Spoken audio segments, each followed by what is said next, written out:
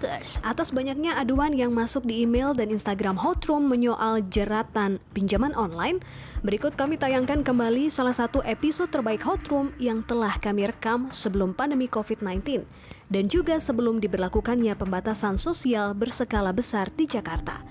Inilah Hotroom dengan episode Jerat Pinjaman Online. Boleh dicek di aplikasi, begitu saya cek, waduh, 1.100.000. 2 juta dalam tempo berapa hari? 45 harian. Bengkak jadi 10 juta. 500%? Iya.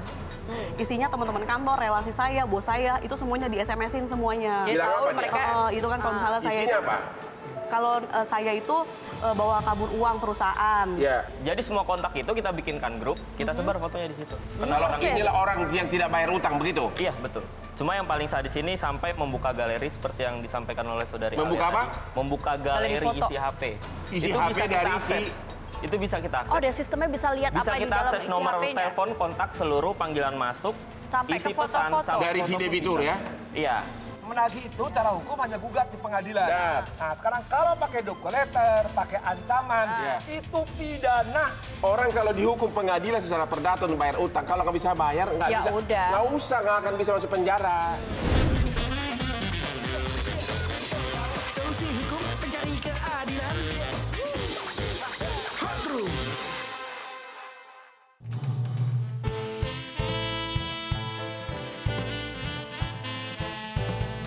Hotman aja, only on Metro TV. Hotman aja.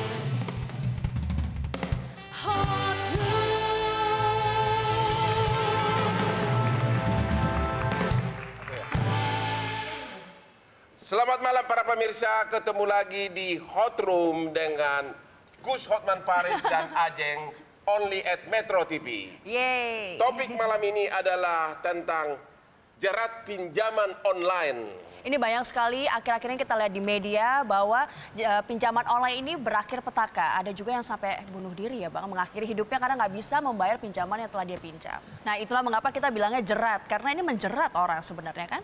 Iya, karena nggak nyampe 2-3 bulan, pinjamannya 1 juta udah bengkak jadi berkali-kali lipat Jadi itu loh. bunganya itu besar sekali gitu. Itulah mengapa begitu menarik akan kita bahas pada malam hari ini. Dan Anda juga kami undang untuk tetap mengirimkan kasus Anda. Apabila ingin mengirimkan kasus Anda, silahkan ke alamat berikut ini. Bisa melalui IG Metro TV Hotroom atau email kita yang ada di bawah ini. Dan juga bisa lewat akunnya Bang Hotman. Hotman Paris Official. Hotman Paris Official. The best. Dan malam hari ini pemirsa kita akan berbincang dengan sejumlah narasumber. Ada siapa saja Pak? Donald, pelapor 1 ya. Kamu penikmat uang pinjaman online juga ya? Iya, Pak. Penikmat. Ayah juga termasuk yang sudah menikmati pinjaman online. Betul Bang. Udah dipakai bulan madu atau belum? Oh belum. Oh, belum ya. Dr. Asep Irawan, ahli segala bidang. Pidana perdata terserah deh. Ahli cewek juga. Ya. Pak Kuser Yansyah ya. Ah, ini dia nih. Ini dia nih musuh dari kalian. AFI. Dia adalah ketua fintech atau istilahnya ketua asosiasi pinjaman online. Ya. Selamat malam, Jadi Pak. tolong matanya diarahkan ke dia, oke? Yang nagi-nagi itu grupnya dia, ya. Oke? Ada lagi mantan karyawan. Ah, ini dia nih, Adam, ya. Adam, mana coba senyum dulu, Bos. Ini adalah mantan debt kolektornya pinjaman online. Jadi yang sebenarnya nakut-nakutin kalian. Dulu yang nelfon-nelfon ini dulu tapi. Dia itu kan nelfon ke kantor, ke mertua, ke semua, ke pacarnya, ya enggak? Tapi malam hari ini dia juga akan berbagi Udah bagaimana tobat dia pengalamannya. mulai kayaknya.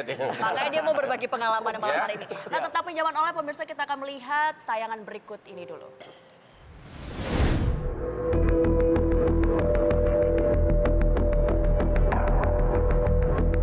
Kasus pinjaman online atau pinjol masih menjadi buah bibir di masyarakat.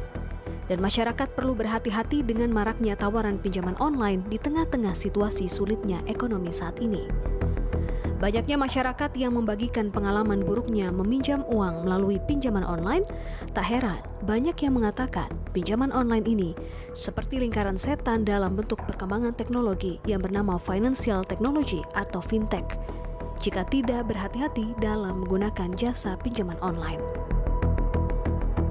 Pinjaman online ilegal sangat berbahaya. Mereka biasanya memberikan denda sangat tinggi. Selain itu, pinjaman online ilegal umumnya akan melakukan penyebaran data pribadi, teror, intimidasi, bahkan pelecehan melalui media digital apabila nasabah tak membayar. Kegiatan pinjaman online ilegal juga tak memberikan manfaat bagi negara karena tak ada pendapatan negara dari pajak yang dibayarkan. Pinjaman online ilegal juga tak bisa dipantau seberapa valid potensi penyaluran pinjamannya di Indonesia. OJK sampai sejauh ini sudah menghentikan sebanyak 2.591 pinjaman online ilegal atau fintech lending ilegal. Beberapa tindakan terhadap pinjaman online ilegal yang dilakukan Satgas Waspada Investasi sejauh ini adalah melakukan pemblokiran aplikasi melalui Kominfo, mengumumkan kepada masyarakat dan menyampaikan ke Barreskrim apabila ada kegiatan pidana. Masyarakat harus berhati-hati dengan iming-iming mudahnya pencairan dana ketika melakukan pinjaman online. Apalagi syarat pinjaman hanya dengan foto KTP dan foto diri. Namun peminjam akan diminta mengizinkan akses kontak ponsel dan semua data ponsel. Padahal ketika masyarakat sudah memberikan data itu dan mengizinkan aksesnya, maka kondisi tersebut yang berbahaya. Saat ini Financial Technology belum ada peraturan undang-undangnya untuk memperluas landasan hukum industri keuangan berbasis teknologi. Selama ini industri fintech masih diatur oleh peraturan OJK atau POJK nomor 77 tahun 2016 tentang layanan pinjam-meminjam uang berbasis teknologi informasi. Berharap pemerintah dapat segera membuat regulasi yang mengatur fintech. Hal ini penting karena banyaknya aduan dari masyarakat terhadap pelanggaran fintech ilegal.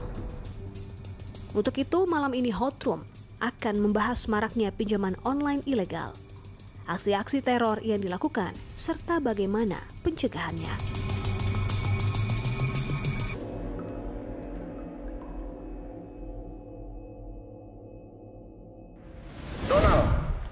Bagaimana kau bisa dapatkan pinjaman itu tanpa ketemu kreditur, hanya modal KTP, langsung kasih rekening, uangnya langsung. Coba ceritakan dulu, gimana caranya proses mendapatkan uang pinjaman itu?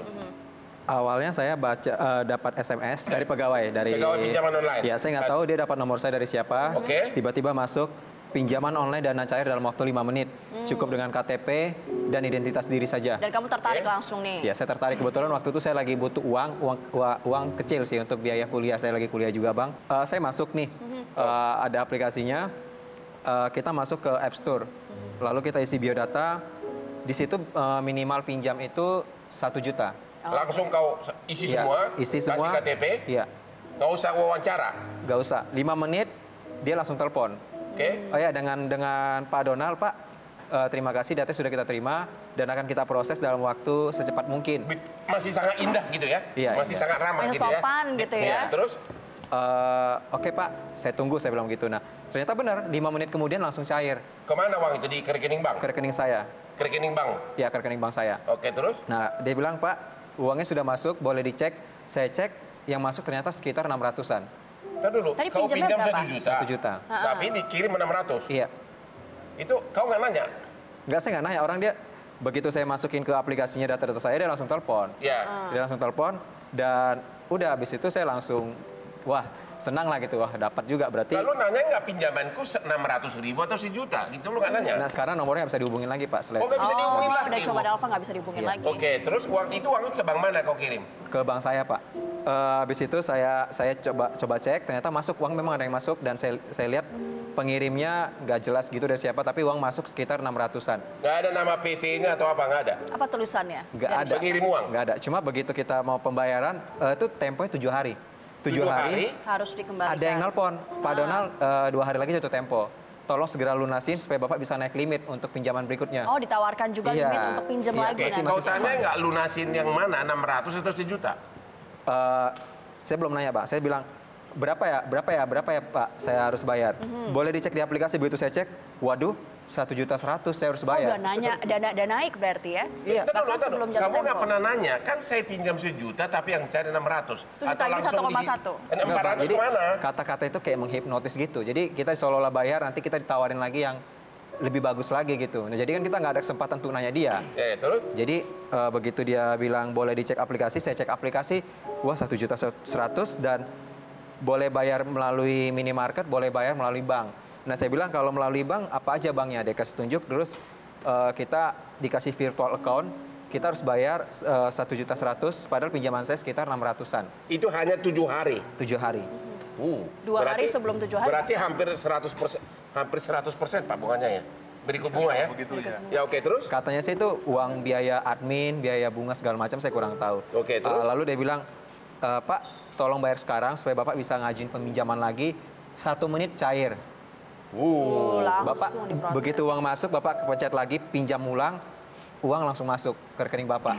Saya coba, saya kan penasaran gitu, saya coba masuk, limit nambah 1.200.000. Tapi yang 1,1 kau bayar nggak? Saya bayar Pak, saya kan sebagai warga negara yang baik dan yang bertanggung Kamu jawab. dari mana? Tadi aja meminjam 1 juta udah Ya minjam. kan sebelum gajian Pak. Kan Sebelum gajian. Iya, jadi kan masih ada uang Oke, gajian. jadi yang pertama udah lunas. Iya, Tapi langsung kau rugi 7 hari 500.000. kurang lebih segitu Pak. Ya, you terima 600, lu sama dia dulu bayar 1,1. Jadi, oke, terus? Lalu dia tawarin lagi ada pinjaman 1.200.000, berarti naik limit jadi 200.000. Oke. Ternyata yang masuk itu sekitar 800-an juga. Berarti selalu diambil 400.000 setiap kali transaksi. Iya, benar, 800. Lu nggak pernah nanya, itu kenapa dipotong, dikirimnya tidak sesuai dengan pinjaman? Lu nggak pernah nanya? Yang kedua ini saya tanya Pak, saya Oke. tanya, lah kemarin Bapak bilang pinjamannya 1 juta, sejuta, dikirim 600, tapi terus- ditagih 1,1. ya saya tanya kenapa, ini uang biaya admin segala macam, pinjaman kedua nggak akan seperti itu, tapi ternyata tetap sama.